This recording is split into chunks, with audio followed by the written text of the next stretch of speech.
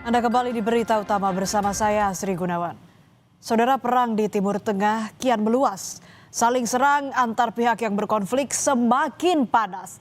Langit Timur Tengah seketika riuh diwarnai kilatan cahaya oleh senjata-senjata jitu mematikan. Ketegangan dipicu serangan gabungan Amerika Serikat dan Israel ke Iran pada Sabtu 28 Februari lalu. Operasi militer itu menyasar fasilitas militer Iran hingga menewaskan pemimpin tertinggi Iran, Ayatollah Ali Khamenei, dan sejumlah pejabat senior. Serangan itu tentu saja memantik kemarahan Iran.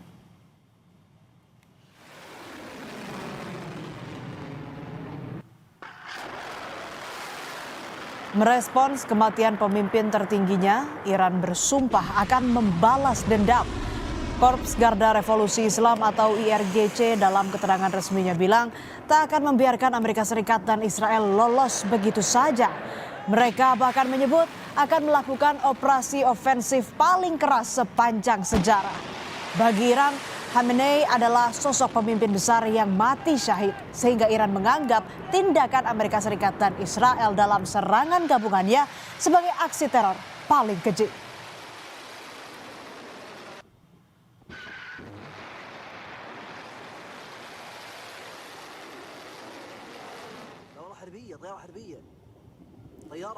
Tekad balas dendam Iran bukan sekadar gertak sambal. 6 tentara Amerika Serikat tewas dalam serangan drone yang dilancarkan Iran di sebuah pusat operasi militer di pelabuhan Shuaiba, Kuwait pada Minggu.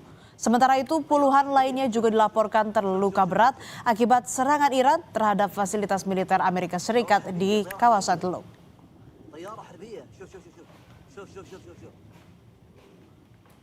Aksi balasan Iran yang menewaskan tentara Amerika Serikat juga memantik reaksi keras dari Donald Trump. Trump memastikan akan membalas kematian personel militernya yang gugur dalam perang. Trump juga mengancam akan menyerang balik dengan kekuatan yang belum pernah dilihat Iran sebelumnya jika Iran masih nekat membalas dendam. Trump juga merencanakan perang dengan Iran akan berlangsung hingga 4 minggu ke depan. As one nation, we grieve for the true American patriots who have made the ultimate sacrifice for our nation.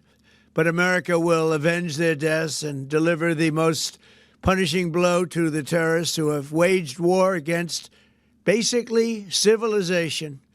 They have waged war against civilization itself. Konflik Amerika Serikat Israel dengan Iran yang semakin meluas tidak lagi menyasar pangkalan-pangkalan militer, tapi mulai mengenai ruang-ruang sipil yang dilintasi oleh jalur rudal dan drone mereka. Salah satu yang terkena serangan udara adalah situs warisan budaya paling penting di Iran yang juga terdaftar sebagai warisan dunia UNESCO, Istana Golestan. Istana Golestan terletak di pusat Teheran dekat Grand Bazaar dan memiliki banyak aula bersejarah dari berbagai era. Kerusakan sebagian besar terjadi pada bagian dekoratif istana dan kaca-kaca istana hancur akibat gelombang ledakan.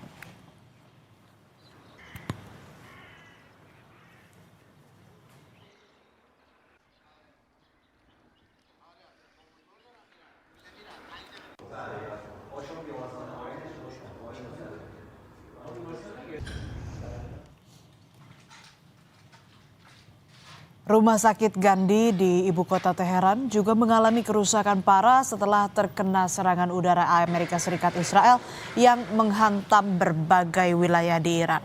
Serangan menyebabkan puing-puing berserakan di dalam rumah sakit dan terjadi kerusakan di ruang perawatan pasien serta sejumlah bangunan rumah sakit hingga rumah sakit tak bisa beroperasi sementara.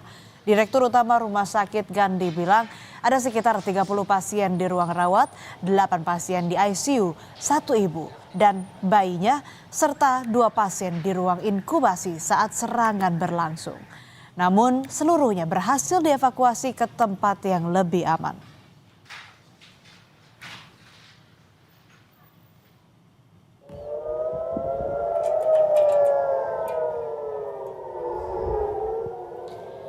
Sirine meraung-raung saat serangan balasan Iran menyasar sejumlah wilayah di Israel. Sirine peringatan itu berbunyi saat rudal Iran memasuki wilayah udara Israel. Sebuah rumah di Israel Utara terkena serangan rudal Iran. Sementara Israel Tengah, serangan Iran menyasar sinagoge di Beit Shemesh. Akibatnya 9 orang tewas dan 28 lainnya luka-luka dalam serangan tersebut.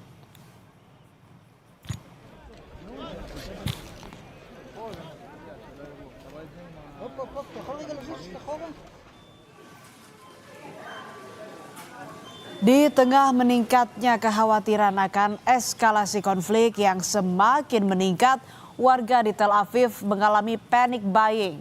Mereka bergegas ke supermarket untuk memborong beragam kebutuhan pokok. Merespons situasi itu, otoritas tempat mengimbau agar warga tetap tenang sambil menyiapkan langkah-langkah antisipatif jika serangan semakin masif.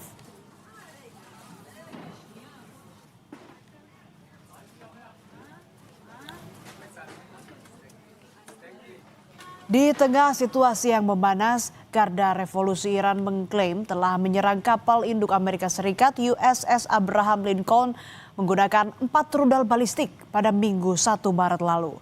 IRGC menyatakan kapal induk Angkatan Laut Amerika Serikat jadi sasaran serangan dalam operasi yang disebut sebagai fase baru konfrontasi militer.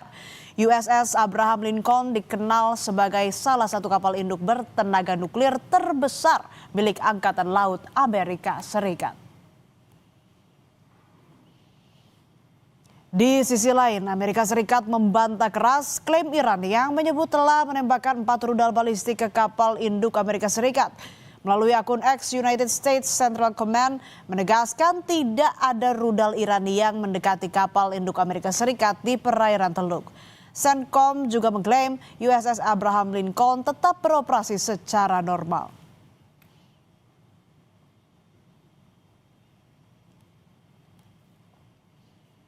Saling klaim serangan terus terjadi. Kali ini Iran mengatakan rudalnya telah menarget kantor Perdana Menteri Israel Benyamin Netanyahu dan markas Komandan Angkatan Udara Israel.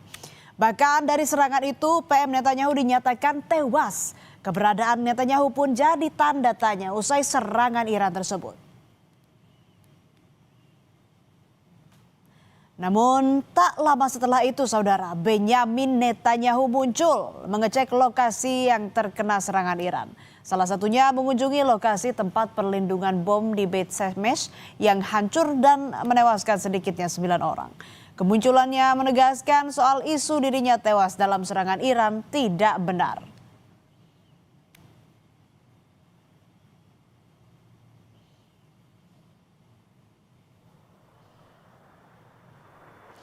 Perang semakin meluas ketika Israel melancarkan serangan udara ke Beirut, Lebanon. Militer Israel mengumumkan pusat komando dan fasilitas penyimpanan senjata Hizbullah di Beirut sebagai target pada Selasa waktu setempat. Serangan Israel di Beirut menargetkan kawasan Haret Haik di selatan Beirut dengan alasan pertahanan di perbatasan dan melindungi warga Israel dari potensi serangan Hizbullah. Militer Israel menyebut serangan ini langkah taktis untuk keamanan warga sipil.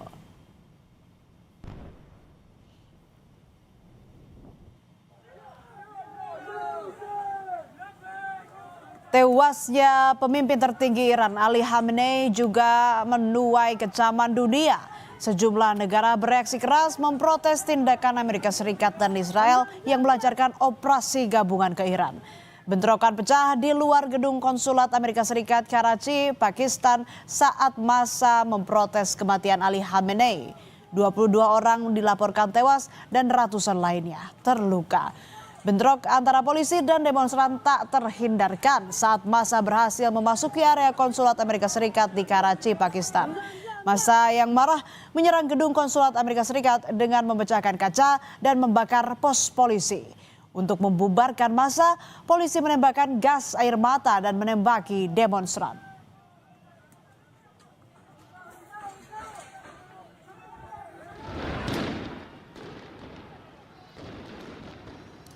Bentrokan juga pecah di kantor kedutaan Amerika Serikat di pusat Baghdad, Irak. Massa yang marah merespons tewasnya pemimpin tertinggi Iran Ali Khamenei mencoba merangsek masuk ke dalam gedung kantor Kedubes Amerika Serikat. Akibat bentrok, sejumlah demonstran dilaporkan mengalami luka-luka.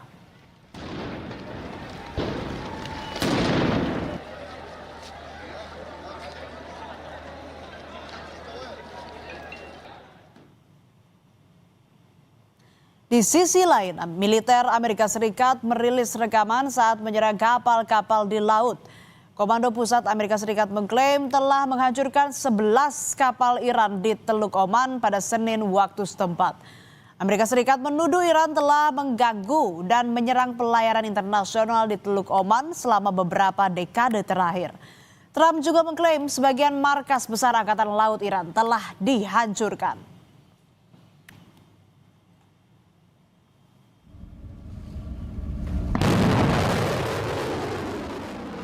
Serangan balasan Iran bukan hanya lewat persenjataan, tapi juga taktik serangan ekonomi. Iran menutup Selat Hormuz yang menghubungkan Teluk Persia ke Teluk Oman dan merupakan jalur vital transit minyak global.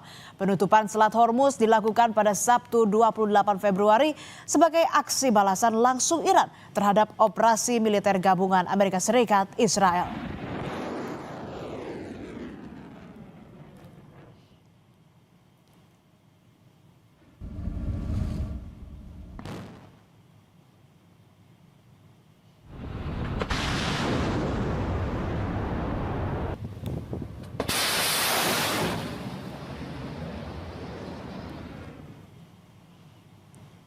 Penutupan Selat Hormuz akan memicu kekhawatiran global karena Selat Hormuz selama ini menjadi urat nadi perdagangan minyak dunia.